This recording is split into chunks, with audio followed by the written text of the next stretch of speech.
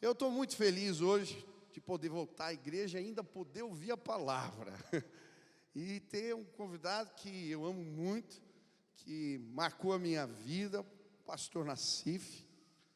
O pastor Nassif foi pastor aqui na área de missões, e eu era criança. E eu lembro de muitas histórias, lembro do carinho dele comigo em momentos muito especiais da minha vida. Sobretudo, apesar de corintiano, eu sou palmeirense, o pastor Nassif me ensinou a torcer para o Atlético Paranaense. E eu lembro que a gente ia no domingo, no culto, e saía correndo para chegar na hora certa. E teve algumas vezes que a gente quase entrou em rascada, porque a gente foi para o lado errado da torcida do Coxa, em dia de final de campeonato, e foi uma benção, uma benção. Tem muita história para contar. O pastor Nassif, ele é um homem de Deus. Ele é um evangelista, tem o dom da palavra. Eu queria que você abrisse teu coração, porque o que você vai ouvir aqui é bom demais. E se aplicar na tua vida, você vai ser muito abençoado. Uma salva de palmas, vamos receber o pastor Nassif. Que Deus te use poderosamente para falar com a gente. Te amo, beijo. Te amo, querido, obrigado. Aleluia. Queima meu filme, ficar contando essas coisas. Gente, eu levava o filho do pastor no estádio, assistia Atletiquinho do Paraná e Coxa.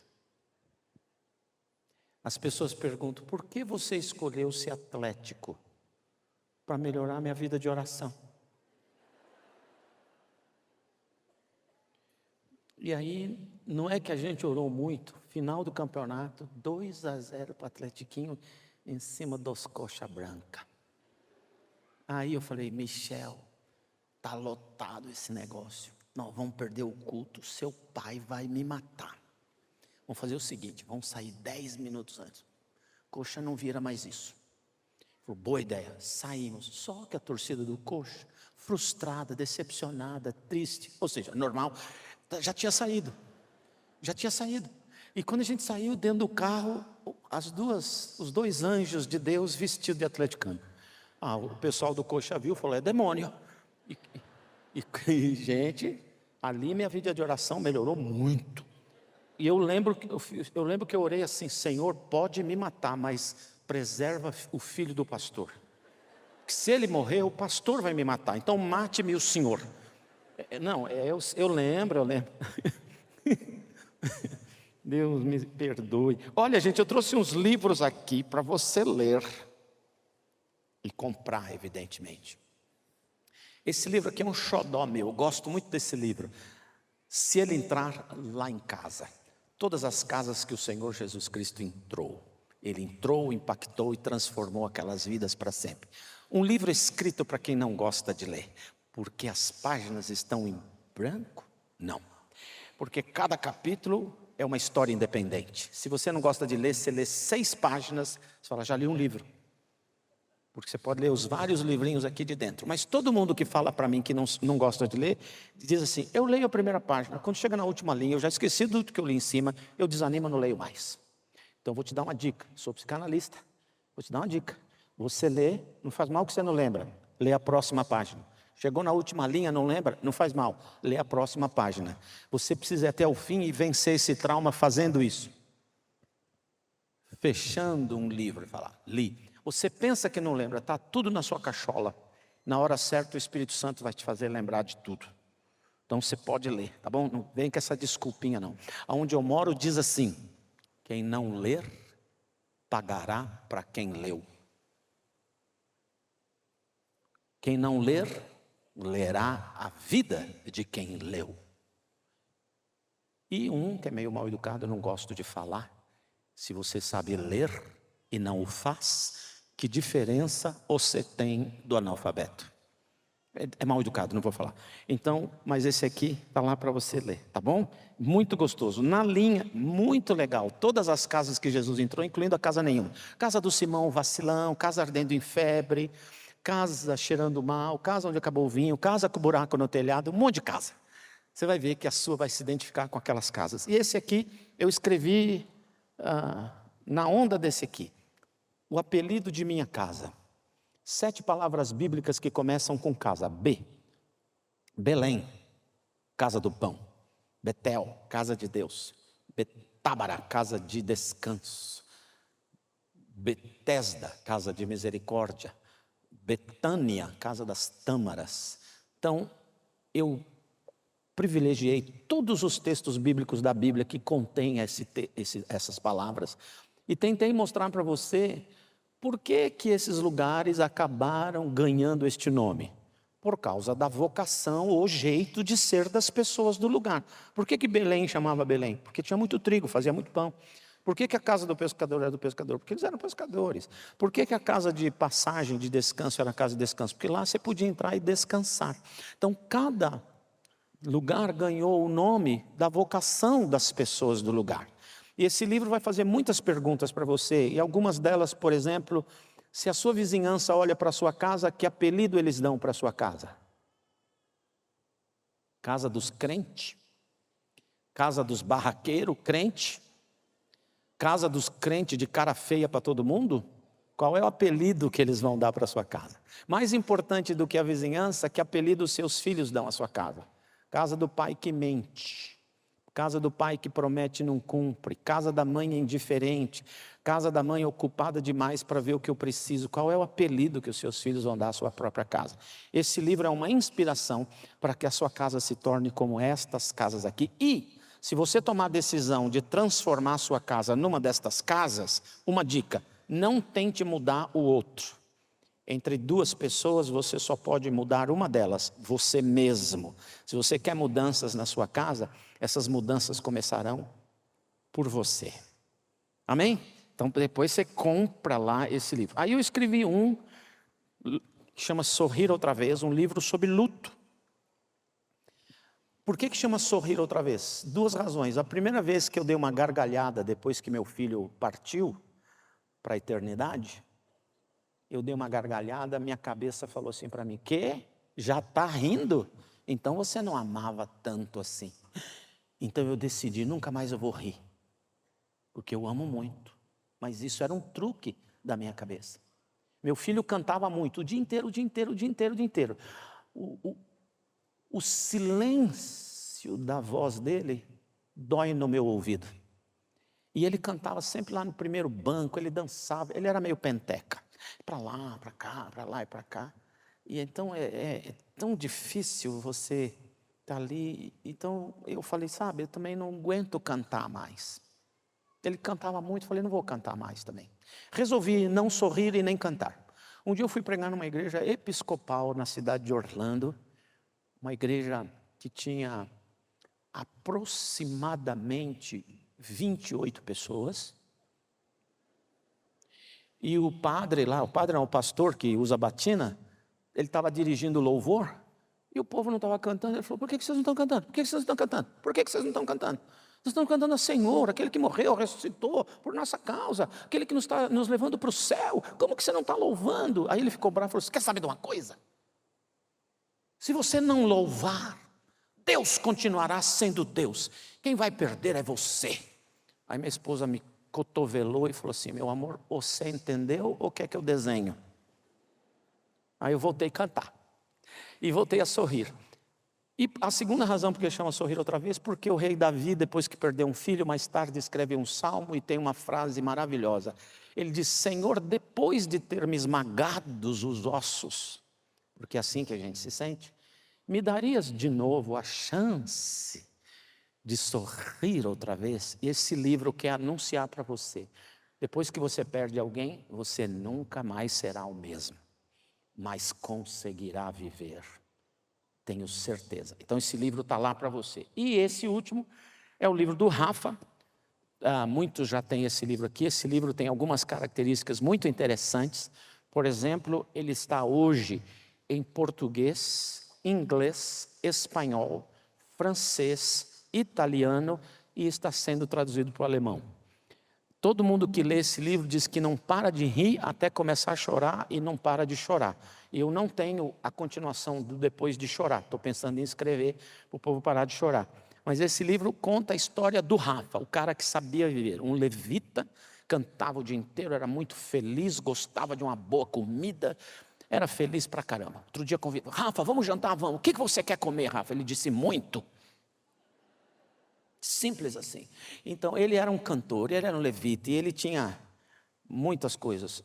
Uma vez, Rafa e eu estávamos no Atletiquinho do Paraná, as pessoas falaram, Nassif, o Atletiquinho está ruim, precisa contratar. Não, eu preciso voltar a morar em Curitiba, porque eu ficava atrás do gol orando o jogo inteiro. Era eu. E eu estava lá com o Rafinha, Atletiquinho do Paraná contra o Internacional. O Atletiquinho tinha que ganhar de qualquer jeito, senão ia para a Série B do Campeonato Brasileiro. Muitas pessoas nessa sala entendem esse tipo de dor.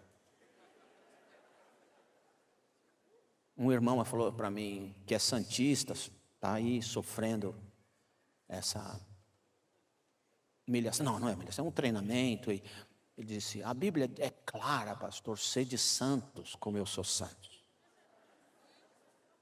Esqueceu do Salmo, formosa é aos olhos do Senhor a morte dos seus santos. Mas o Atletiquinho não podia perder. Estava apanhando 2-0 no primeiro tempo. E um cara do meu lado que fumava sem parar, acendia um no outro, e o Rafa do lado de cá, ele me chamava Palinho, Palinho, o cara está fumando. Eu falei, Rafa, deixa o cara, ele está nervoso, problema dele. O cara acende outro, Palinho, o cara está fumando.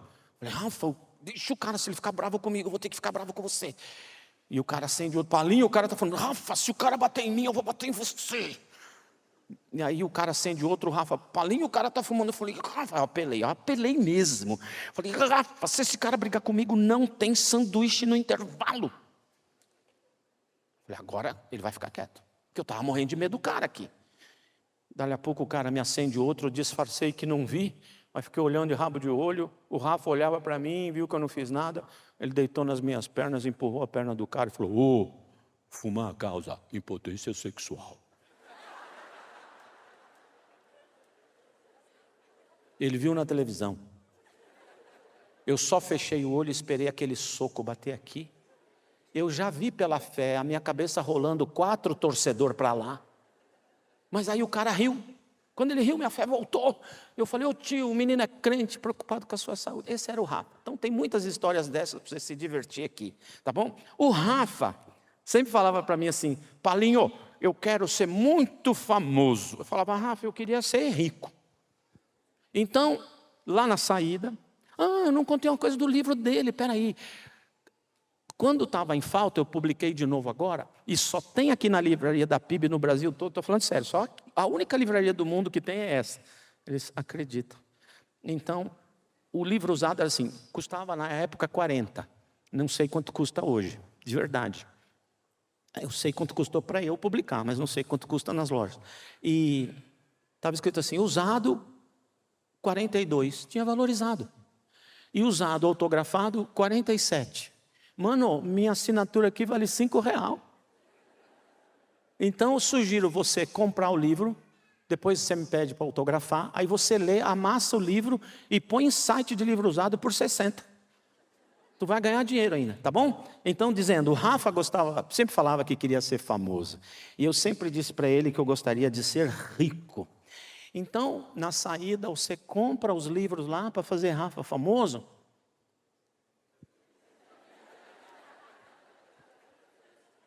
E se você tiver paciência, eu não tenho problema nenhum de ficar até mais tarde.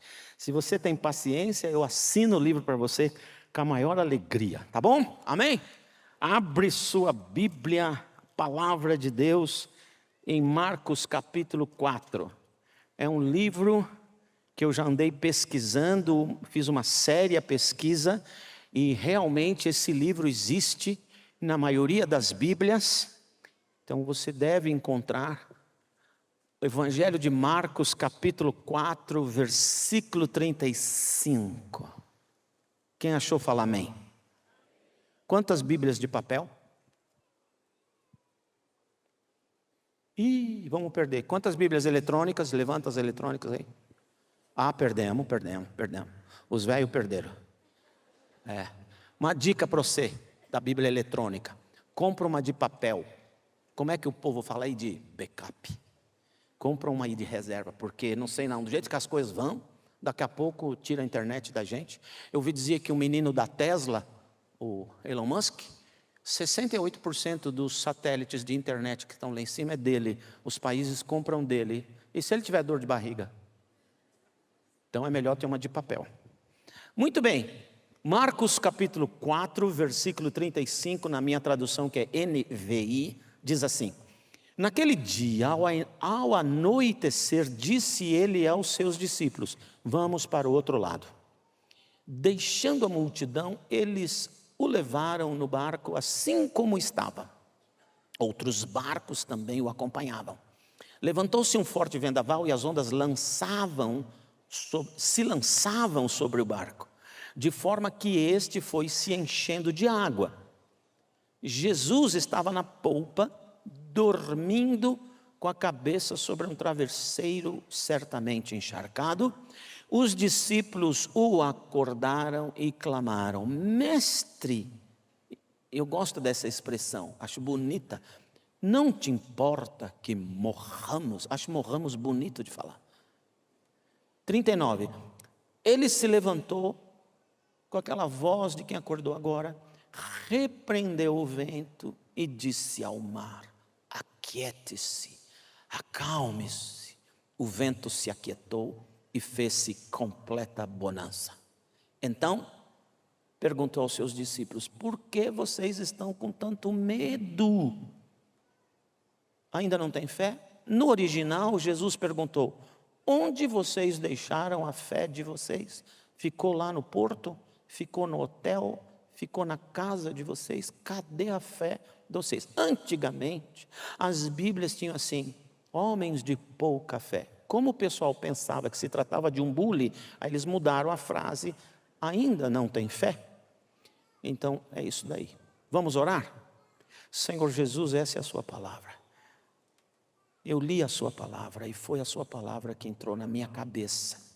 Mas agora a sua palavra tem um risco enorme de se misturar às tranqueiras da minha cachola. E já não mais, quando por minha boca sair, ser a sua palavra. Então, querido Jesus, livra a sua palavra de se misturar a qualquer coisa ruim dentro de mim e faz com que ela, ao sair por minha boca, ainda ser a sua palavra. Nos abençoe, pois oramos no nome forte de Jesus. Amém. Amém? Deixa eu ver se eu consigo introduzir o meu assunto de as lições da travessia. Nós vamos ter 19 lições hoje da travessia. Antes de falar delas, deixe-me dizer uma coisa. Uma expressão que chama a minha atenção nesse texto é quando Jesus diz assim: vamos para o outro lado. Eu vejo muitas vezes na palavra de Deus o Senhor falando para alguém: vamos para aquele lado. Vamos por essa direção, vá naquela direção, venha até aqui. Sempre o Senhor tem sonhos dele para realizar através da nossa vida, sempre. Modernamente as pessoas chamam esse sonho de o propósito. Qual o propósito de Deus para a sua vida? Qual é o propósito da sua vida? Qual é o seu sonho? Em outras palavras, qual o destino que você tem escolhido? Para onde você está direcionando a sua vida? Daqui 5 anos, 10 anos, 15 anos, em quem você quer se transformar? Quem você quer ser? Muito mais de o que você quer ter. Porque o segredo não é ter para ser, mas ser e então ter. E Jesus também tem sonhos a seu respeito. Ele não vai interromper, impedir todas as vezes que você escolher um destino, desde que o seu destino alcançado transforme você numa pessoa mais fiel, mais crente, mais abençoadora. Deus não vai interromper o seu sonho, o destino escolhido, desde que quando você lá chegar, você se transforme numa pessoa muito melhor para a sua família. Deus não vai interromper os seus destinos se quando você chegar no seu destino, porque você o alcançou, você se tornou o melhor servo de Deus para esse planeta. Deus não vai interromper o seu destino se, quando você alcançar o seu destino, esse seu destino dará muitas glórias a Deus. Em outras palavras, fará Jesus mais famoso no planeta. E Ele tem sonhos para você. E nesse trecho da palavra, o Senhor Jesus tem sonho para os seus discípulos e para Ele e para o menino que está do outro lado. Quando ele diz em Marcos 4, vamos para o outro lado, nós não sabemos para onde ele apontou o dedo. Mas quando a gente começa a ler o capítulo 5, a gente sabe que ele apontou o dedo para a cidade de Gadara. Vamos para o outro lado do lago ou mar da Galileia para chegarmos em Gadara. Porque Jesus não explicou tudo para os discípulos e quase sempre ele não explica todos os detalhes do que ele quer fazer com a nossa vida quando lá chegarmos e nem da travessia. Ele simplesmente orienta, vamos para aquele lado. Jesus sabia que tinha um menino possesso de pelo menos 2.000 demônios e quando saem do menino vão entrar nos porcos. E isso não tem nada a ver com o que acontece no mundo dos esportes hoje. E eles entraram naqueles porcos. Jesus sabia que aquele menino era doente, aquele menino era alucinado, aquele menino tinha problemas para dormir, ele uivava, gritava de noite, ele era insone. Quem não dorme bem adoece. O meu médico disse que se eu ficar 48 horas sem dormir, sem pestanejar, eu vou ter a imunidade de uma pessoa aidética. Eu preciso dormir, dormir faz bem. E aquele menino não dormia, ele era violento, amarravam-no em corrente, ele arrebentava, ele assustava as pessoas daquele lugar. Jesus sabia da história dele e da dificuldade que aquela cidade enfrentava com ele. Jesus tinha sonhos de libertá-lo e Jesus tinha sonhos maiores ainda. Jesus, através dele, evangelizaria previamente 10 cidades onde ele vivia, e quando Jesus volta lá a pé, aquele povo já está esperando por Jesus por causa do testemunho dele. Sempre que Jesus falar, vai para lá, pode ser que ele não explique todas as coisas para você no caminho, pode ser que ele não explique tudo o que ele vai fazer lá, mas creia, Ele vai te usar, e vai usar o que Ele vai fazer lá, para alcançar mais pessoas ainda. O que Ele precisa hoje, nesses dias eu tenho nessa igreja uma pessoa que diz para mim, eu topo ir na direção que você me mandar. Porque nós precisamos hoje de andarmos, de navegarmos, de colocarmos o barquinho da nossa existência em águas orientadas por Ele, porque aí vai dar certo. Fala amém. Puxa, obrigado, eu estava quase desmaiando já. Nenhum amém. Vai dar certo. Vai dar certo. Mas eu preciso mostrar para você alguma coisa importante. Jesus tem um sonho de chegar lá, em Gadara. Ele sabe o que ele tem que fazer em Gadara. Ele sabe o que vai acontecer com a conversão daquele menino. Ele sabe que isso é importante para a estratégia dele de alcançar aquela região. Jesus sabe tudo isso. Mas ele não diz nada para os discípulos, porque necessariamente ele não tem que ficar dando explicaçõezinhas para nós. Não tem crente VIP. Sabe o que é VIP? A very important person. Não tem isso. Nós é barro, mano. Tudo é barro. Ele só dá ordens para o barro e pronto. Então ele falou, vamos para lá. Agora, ele sabe que para chegar em Gadara, ele precisa navegar por certas águas, e ele sabe o que ele vai enfrentar no meio da viagem. Os discípulos necessariamente não. Então deixa eu dizer uma coisa para você, quando o Senhor te der uma orientação clara, vá! Não quer dizer que vai ser tudo bem no caminho. Uma vez ele disse para o povo que estava aprisionado, escravos, 400 anos no Egito, e antigamente, quando uma pessoa livre virava escravo, não tinha como desvirar. Era irreversível na maioria dos casos. Um caso raro ou outro. Mas ele promete, eu vou reverter a situação. Vocês hoje eram livres, viraram escravos. Eu vou libertá-los de novo e vou levá-los para lá. Aqui vocês são escravos. Mas eu vou levar vocês aqui para serem donos da terra. Você talvez tenha me ouvido, mas não viu. Vou mostrar de novo. Não tem problema, vou emagrecer hoje. Aqui, ó. Você é escravo, mas eu vou libertar você. E vou mudar você de nível.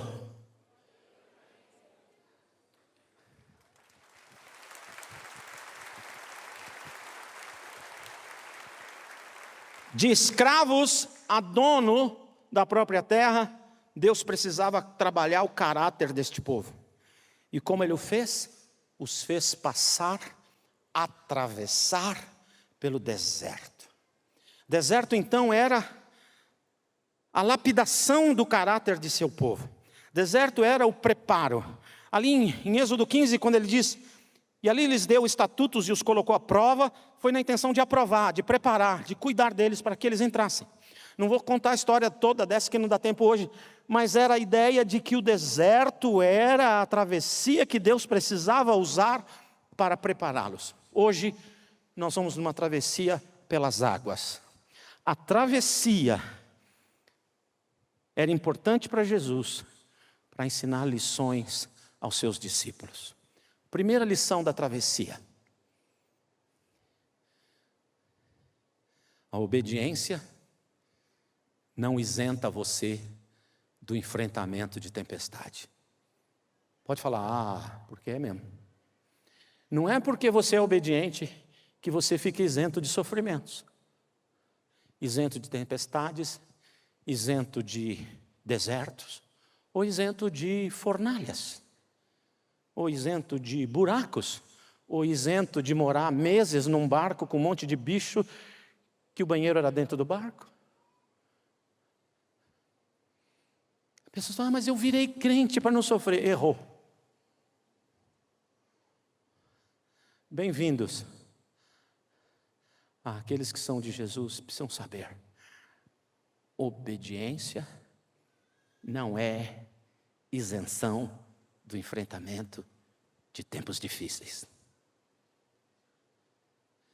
Mas agora você pode dizer amém?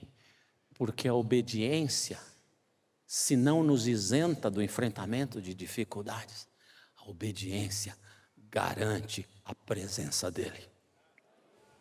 Jesus entrou no barco, Jesus entrou na fornalha, Jesus foi com eles no deserto. Ainda que eu andasse pelo vale da sombra da morte, não temeria mal algum, porque tu está comigo. O vale da sombra da morte é uma possibilidade para todas as ovelhas de Jesus, mas a presença dEle conosco é verdadeira, é certa. Ele não nos abandona no enfrentamento de tempestades, dificuldades da vida. Creia, se o Senhor está dando direção para a sua vida, vai com tudo. Eu não garanto que você ficará isento de dificuldades, de lutas, de obstáculos, de perseguição, de fome, de perigo, de espada, mas nada disso nos separa do amor de Deus, porque em Cristo Jesus, eu e você, todos nós, somos mais do que vencedores. Vai por fé, Ele está com você. Amém ou não amém? Aleluia.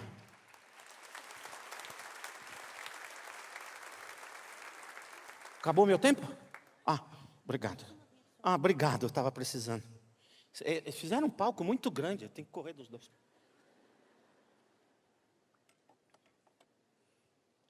Segunda lição da travessia. O Senhor tem te convidado a um rumo? Segunda lição. Segunda lição da travessia. A obediência muda a minha maneira de interpretar as dificuldades ao meu redor.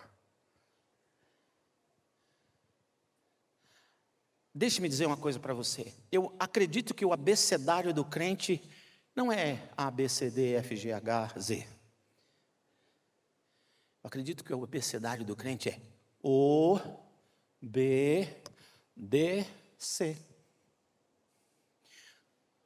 Quando você obedece, você não só garante a presença, mas em segundo lugar, quando você está em águas da obediência, navegando com o barco da sua vida em águas orientadas pelo Senhor, a sua perspectiva, a sua interpretação dos fatos ao seu redor muda. Deixa eu falar do desobediente. Se você está navegando com o barco da sua vida em águas da desobediência, tipo assim, o nosso irmão Jonas, lembra do Jonas? Jonas, quando chegar lá no céu, é um dos caras que eu quero ter umas horas de bate-papo num café. Gosto dele demais. Um dos meninos mais corajosos da Escritura Sagrada é o tal do Jonas. Era burro, mas ele era muito inteligente. Como é que pode, né? Então, Porque ele conhecia Deus com uma intimidade tão grande que ele sabia que desobedecê-lo arrumaria encrenca. Mesmo assim, ele desobedeceu. Deus disse para o Jonas: Jonas, entra no barco e navega por estas águas naquela direção. Não vou, e ainda vou para o outro lado. E foi. É muito corajoso. O que aconteceu com Jonas?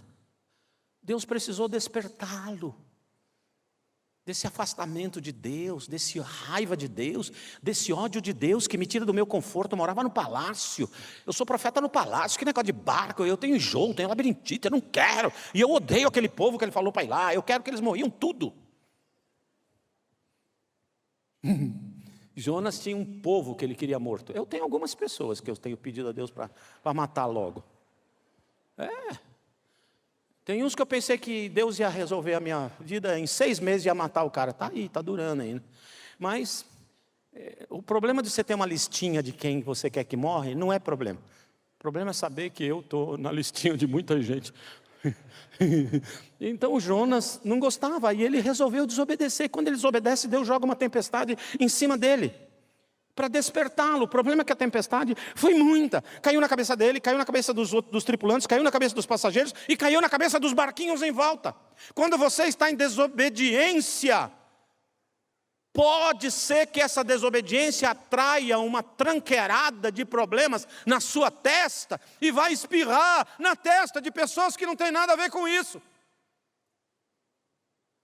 Quando eu estou em desobediência, eu posso atrair complicação. Filho pródigo. Filho pródigo quer dizer irmã que gasta no cartão de crédito. Isso quer dizer filho pródigo. Pródigo quer dizer gastador inconsequente. Pródigo não é prodigioso, é gastador. Tem irmãos e irmãs modernas que são interessantes, engraçados. Eles compram o que não precisam, com dinheiro que não tem, para mostrar às pessoas que eles odeiam aquilo que eles não são. Mas é uma outra história, um dia a gente fala sobre isso. O filho pródigo, ele desobedece porque ele prefere sair da casa do pai e viver a própria vida. O que o pai faz? O pai começa a permitir coincidências. Coincidências são ações de Deus onde ele prefere ficar no anonimato. Aí ele vai embora.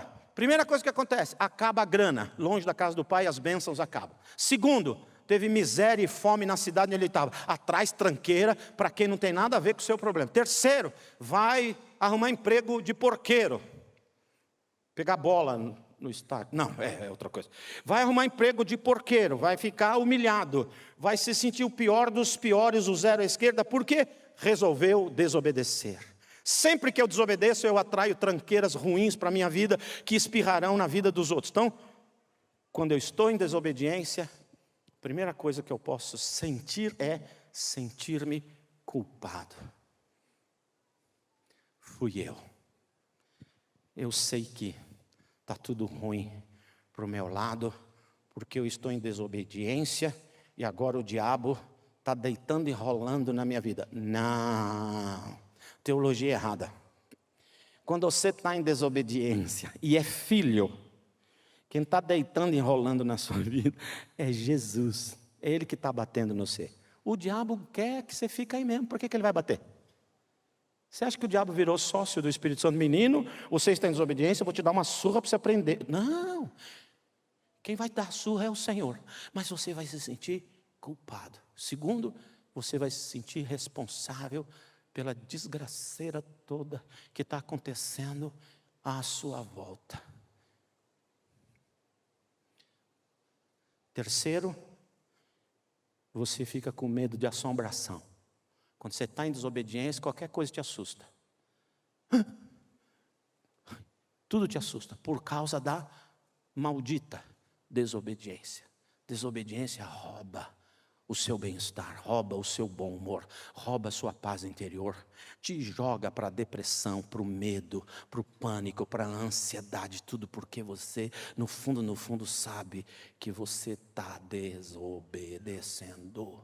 Mas o que acontece com o obediente? Quando você está navegando nas águas da obediência, a perspectiva muda. Eu não olho mais para as coisas como consequências da minha desobediência. Eu olho para as coisas, por exemplo, provações que vieram sobre a minha vida para testar se eu quero chegar do outro lado. E eu vou enfrentar isso e eu vou passar por isso. Eu olho as dificuldades da vida como provações que estão preparando o meu caráter, me fazendo mais forte, melhorando a minha vida de oração, me aconchegando mais à minha mulher, ao meu marido, aos meus filhos, à minha família, indo mais firme na igreja, porque a coisa está aperrando, está difícil, está pegando feio, eu me apego a Deus, porque eu vou vencer essa provação, porque eu estou em obediência. Só pode ser provação. Ou porque você está em obediência, pode ser Satanás. Ele não gosta de você, não sei se você sabia. Ele não gosta dos seus filhos. Mas se eu estou em obediência, e eu falo, Senhor, isso aqui é provação, eu vou fazer um teste se é provação. Eu boto o dedo em qualquer direção, eu falo para o demônio, cai fora, mané. Não, mané é linguagem de ministro, não é bom falar aqui. Cai fora, rapaz. Sai da minha vida. Show! E aí ele vai embora, as coisas acalmam. Era ele. Vê, quando eu estou em desobediência, eu me sinto culpado, eu me sinto responsável pela desgraceira que está acontecendo em volta de mim, e você é mesmo. Mas quando eu estou navegando nas águas da obediência, a minha atitude muda, a minha postura muda, não é de encolhimento e medo, mas de peito aberto, dedo para frente, falando, Deus, eu vou ficar mais firme ainda com o Senhor, e Satanás, dá no pé. Porque você está em águas de obediência, você tem autoridade espiritual. Entendeu isso? Amém ou não amém? Próxima lição, e só depois mais uma. Dúzia.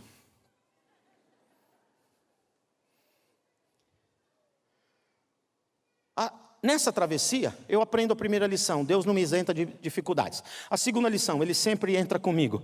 A terceira lição, muda a perspectiva das situações ao meu redor, quando eu ando em obediência. Quarta lição da travessia, por que o diabo me ataca? Eu já sou de Jesus, ele está perdendo tempo. Teve uma época na minha vida que, de tempo em tempo, ele me afogava na cama. Ele sabe que eu gosto de dormir, então vou te matar, você vai dormir a eternidade. E aí ele via, eu perdi a voz, eu sabia que era ele. Uma vez os pés dele na minha costela me jogando da cama. E eu não conseguia reagir, não saía a minha voz. Era terrível. Aí um dia, ele estava lá de novo, me enchendo as paciências de noite. Eu falei, não faz mal que eu não consigo falar. Ele pode passar aqui dentro e ler. Então, mentalmente, eu falei assim, ô bestão. Não, a Bíblia diz que ele é besta. Ô bestão, para de perder tempo comigo, porque eu não abandono a fé, nem a minha família. Se você não quer dormir, vai despertar seus demônios. Ok? Tchau. Nunca mais.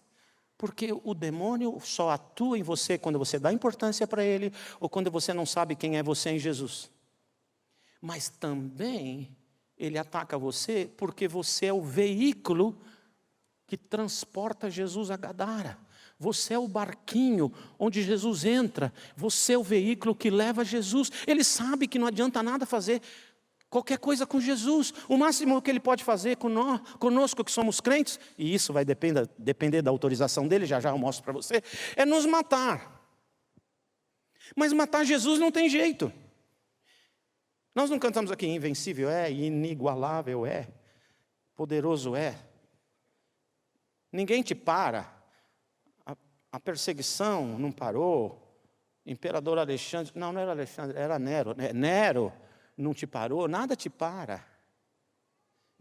Jesus eu não sei se essa palavra existe, mas tinha um ministro, há uns 20 e tantos anos atrás, que ele inventava a palavra.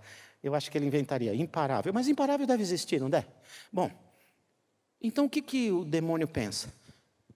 Mateus 24, versículo 14, está escrito, e este evangelho do reino será empregado em todas as nações. Em todas as nações. No mundo inteiro, em todas as nações. Então virá o fim. O que é o fim? O fim é o fim. É quando Satanás, seus demônios, inferno e tudo mais será destruído por toda a eternidade. Satanás sabe que a existência dele é proporcional à existência de pessoas cegas a Jesus Cristo. Foi assim lá com Nabucodonosor. Lembra do Nabucodonosor? Nabucodonosor era um cara bastante, narcisista. Mandaram ele fazer uma estátua de ouro, não era folhada nem pintada, era de ouro, de mais ou menos um prédio de 25 andares de altura, por quase 3 metros de diâmetro, uma agulha de ouro. Quando o sol da tarde batia naquilo, devia ser maravilhoso. Provavelmente tinha a cara dele, do Nabuco. E aí ele chama povos de todo mundo. Ele era imperador de aproximadamente 150, talvez 180 países do mundo naquela época. Ele chama os representantes deles todos e diz: a partir de hoje, esse aqui é o Deus da terra toda, de todas as nações, povos, línguas, tribos, como está escrito lá em Daniel 3. E ele diz: quando a fanfarra tocar, quando a banda tocar, quando a orquestra tocar, todo mundo vai ajoelhar e vai adorar o novo Deus. O que era isso? A tentativa de Satanás de usar o narcisismo, a megalomania desse cara, dele imaginar que ele é Deus. Tem um cara assim esses dias aí, por aí. É bom. E aí imaginava que ele era Deus. Vocês vão adorar o novo Deus. Se eles adorassem o novo Deus, todos eles seriam cegos ao verdadeiro Deus. Mas tinha 3 meninos que eram crentes até debaixo d'água. Não, até debaixo do fogo. E eles não ajoelharam. E porque eles não ajoelharam, eles foram jogados na fornalha. Mas quando eles foram jogados na fornalha, tinha um quarto lá dentro. E eles foram jogados amarrados, completamente amarrados. Mas eles estão soltos, eles estão andando. O fogo não faz mal para eles. Eles estão andando. E tem um quarto que o tio Nabuco fala para os meninos: quem é o cara? A cara dele é diferente. E os meninos estão de boa. Aí o tio Nabuco vai lá na porta da fornalha e diz: Sadraque, Mesaque, Abdiafro, vocês estão aí? Deu medo agora do imperador daqui. Vocês estão aí? Aí quando eles saem de lá, aquela tentativa de Satanás de matar os 3 era para que eles ficassem cegos ao Deus daquelas testemunhas.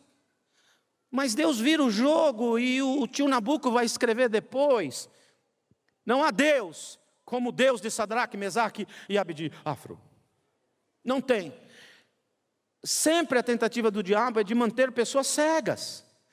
E aqui, o que ele viu? Se esse cara atravessa para Gadara, ele vai evangelizar aquele menino, vai expulsar os meus discípulos que estão dentro dele. Eu vou ter que me acomodar nos porcos e vai ser complicado. Eu sei de tudo isso, então o único jeito de impedir Jesus de chegar é afundando o barco. Porque o barco é o veículo que leva Jesus. Entendeu por que Satanás bate no você? Porque você é o barco, você é o veículo que leva Jesus às nações.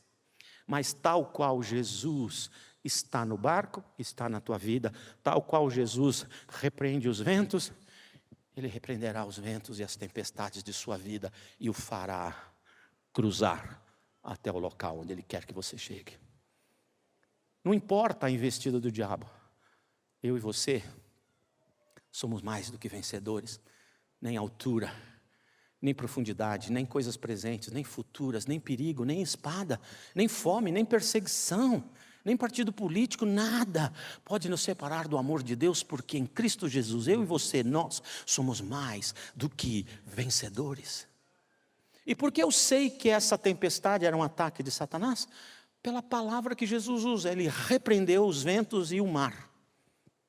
A mesma palavra que Ele usou para repreender os demônios que estão na vida daquele menino. Não é seu papel saber de onde veio a tempestade. Se você está enfrentando tempestade, saiba. Ou é uma provação, Deus está trabalhando em você. E se você achar, pensar, sentir, perceber, saber que é obra do maligno, aponta o dedo para qualquer direção e expulsa. Se a tempestade passar, era ele, se não era, é Deus. E você continua sabendo que o seu barco cruzará aquelas águas. E esta é a última lição da travessia. O barco passou pela tempestade e chegou em Gadara. Qual é o destino escolhido da sua vida? No começo eu disse, não importa o destino que você escolheu, desde que quando lá você chegar, você é uma pessoa melhor e mais crente, você é um marido melhor, um pai melhor, uma família melhor e mais crente, você é um cidadão melhor para esta cidade e por causa de ter alcançado seus objetivos, Jesus fica mais famoso, escolhe o seu objetivo. O propósito de Deus na sua vida não é necessariamente impedir os seus sonhos, mas é através dos seus sonhos glorificar o nome dEle. E se você tem destino, qual é o grande mal da humanidade? Nós não sabemos para onde estamos indo. A gente não tem destino, a gente não escolhe. Escolhe para onde você está indo, e ali você se transforma numa pessoa melhor, você se transforma numa família melhor, você se transforma num cidadão melhor, você se transforma em alguém que faz Jesus mais famoso, em outras palavras, ele fica glorificado. Vai, porque se você anda nas águas da obediência, você garante a presença, garante a vitória e garante o alcance dos seus sonhos e dos seus objetivos. Amém? Crê nisso? Aleluia. Então agora eu quero dizer uma coisa para você. Amém. Se é para Jesus, vai com força.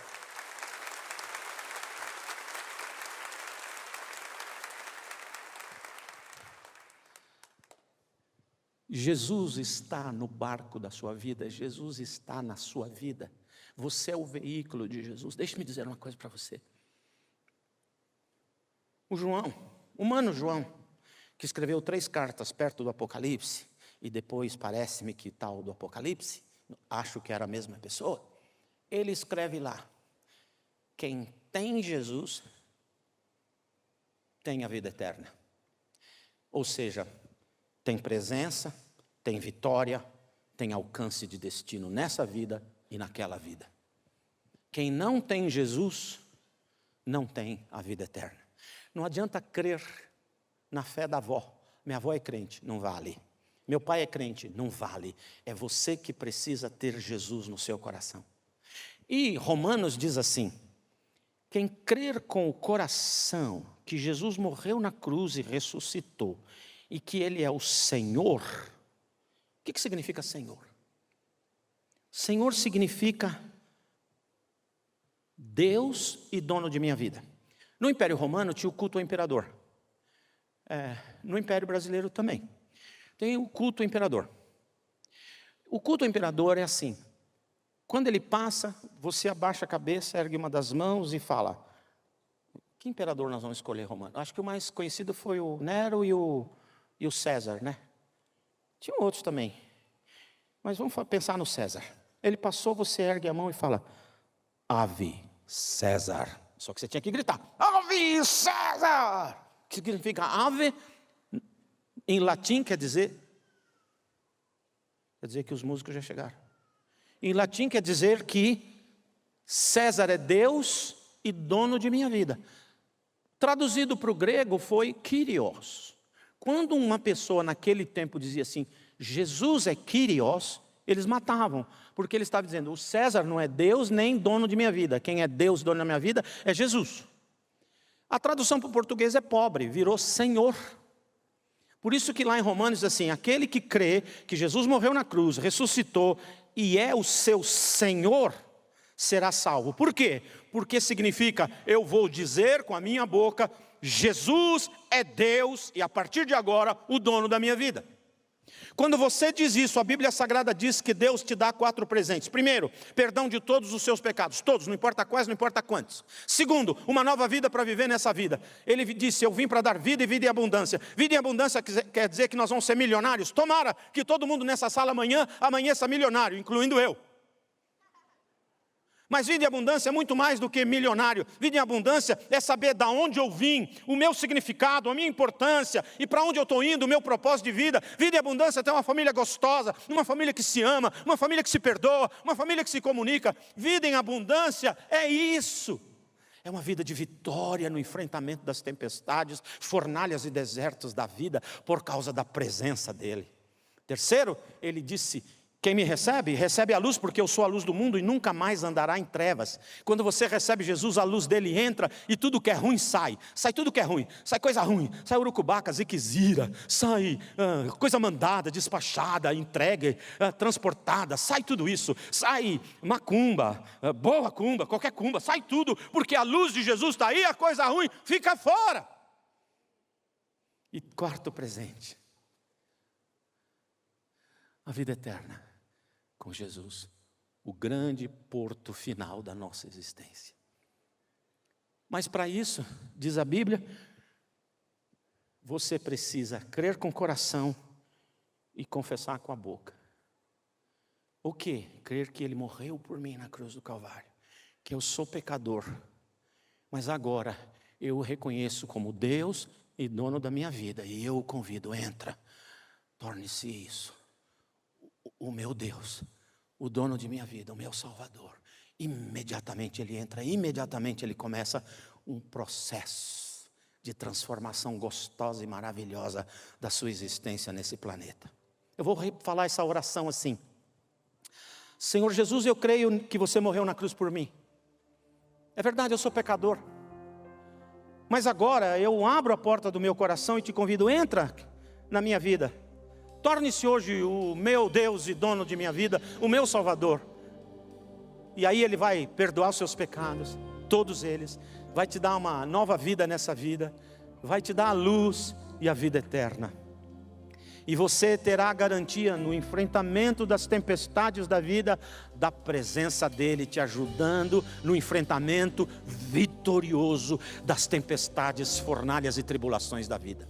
Mas você precisa pedir para Jesus entrar. É a sua boca. No caso dos meus irmãos surdos, a mão. Quando você crê com o coração que Jesus morreu na cruz por você, e você se reconhece pecador e sem Jesus, com a sua mão, fala com Ele que você crê, pede para Ele entrar, e Ele vai entrar no seu coração. Se você nunca fez essa oração, eu estou atrasado aqui, mas eu vou fazer essa oração com você. Eu vou fazer a seguinte oração: Jesus querido, eu creio no Senhor, é verdade, eu sou ruim mesmo, mas agora eu te peço, entra no meu coração, torne-se o Deus de minha vida, o meu Salvador, e Ele vai te perdoar, Ele vai dar a luz, vai dar uma nova vida, vai garantir você para a vida eterna. Se você tão somente falar: Senhor, eu creio, entra, Ele vai entrar no seu coração, amém? Então a igreja, eu vou pedir para a igreja orar e falar: Espírito Santo, trabalha no coração de quem está nos visitando, de quem está aqui algumas vezes, mas ainda não entregou a sua vida para Jesus. Ore isso, igreja, fica orando aí baixinho. E eu vou dizer uma coisa para você: não importa quantas vezes você já veio nessa igreja, não importa, mas agora é hora de você falar esta oração. Por quê? Porque a Bíblia manda. A Bíblia diz: crer com o coração e falar com a boca. É a Bíblia que manda. Se a Bíblia mandou, eu vou obedecer, porque a obediência traz o milagre, traz a bênção. Então, presta atenção na minha oração. E se você nunca fez uma oração como essa, use as minhas palavras agora, mas com fé, com verdade, com sinceridade. Não se importe com o que as pessoas vão pensar ou falar de você. Se importe com o que Deus está pensando e falando para você. Repete comigo essa oração, se você nunca o fez. Senhor Jesus, solta a tua voz, voz alta, suficientemente alta para você ouvir a tua voz. Não importa que seja um sussurro. Quando você ouvir a tua voz, vai ficar forte para você. Quando você ouvir a tua voz, o inferno vai ouvir e vai ficar eternamente derrotado na sua vida. Quando você ouvir a tua voz, o Espírito de Deus já entrou no seu coração. Solta a tua voz, repete comigo: Senhor Jesus, eu creio que o Senhor morreu naquela cruz por minha causa. É verdade, eu sou pecador, mas agora eu abro a porta do meu coração. Jesus, entra na minha vida, torne-se hoje o meu Deus, o dono de minha vida, o meu Salvador. Muito obrigado, porque o Senhor me ama e me aceita do jeito que eu sou. Amém, amém. Eu não errei, Deus ama você do jeito que você é, mas Ele não quer que você permaneça onde você está. Agora Ele vai começar uma linda, maravilhosa jornada na sua vida, com a presença dEle. Quem fez essa oração pela primeira vez, levante uma das mãos. Levante uma das mãos, não tenha medo, não tenha vergonha, lá em cima. Vou fazer um desafio enorme para você. Enquanto a gente canta esse hino, sai do seu lugar. Eu quero orar com você aqui. Vem aí, sai do seu lugar. Quando o primeiro levantar, o povo venha, não tenha medo, desce de lá. Vem aqui, vamos orar juntos. Vira para o auditório aqui, gente. Acosta bem, vira para o auditório. Igreja, eis aqui os seus novos irmãos em Cristo Jesus. Aleluia. Tem vários conselheiros conversando com vocês. Esses conselheiros vão dar orientações para vocês. Eu vou orar, você não precisa repetir porque você já orou. Só tem uma coisa que eu tenho que consertar e eu não sei como. Não sei nem se tem conserto que eu vou. Eu falei para você que Jesus só entra no coração de quem pede. Você pediu, Ele entrou. Eu só esqueci de dizer para eles que agora nunca mais Jesus vai sair do vosso coração. Amém? Eu vou orar por vocês. Senhor Jesus, obrigado por estas vidas que estão aqui se entregando ao Senhor. Verdadeiramente entra no coração de cada um deles e faz uma obra maravilhosa. Se for preciso, cura da saúde. Se tem problema emocional, cuida do emocional. Dá alegria, dá paz, dá visão, dá esperança, dá sonhos para essa gente. Entra na casa deles e abençoa a casa deles. Cuida deles, eu te peço. Escreve o nome de cada um deles no livro da vida e seja o dono da vida deles para sempre. Eu declaro a derrota eterna de Satanás e declaro a vitória eterna de Jesus nestas vidas. Aleluia, aleluia, glória a Deus. Vem a orientação que vocês vão receber aí.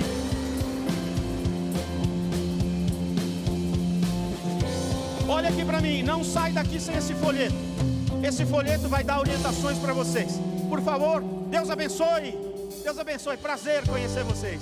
Deus abençoe. Aleluia. Não sai daqui sem o folheto. Gente que não tem folheto na mão. Aqui ó, mais folheto. Mais folheto para cá. Mais folheto. Deus abençoe. Deus te abençoe. Deus te abençoe. Deus te abençoe muito poderosamente. Deus te abençoe. Deus te abençoe.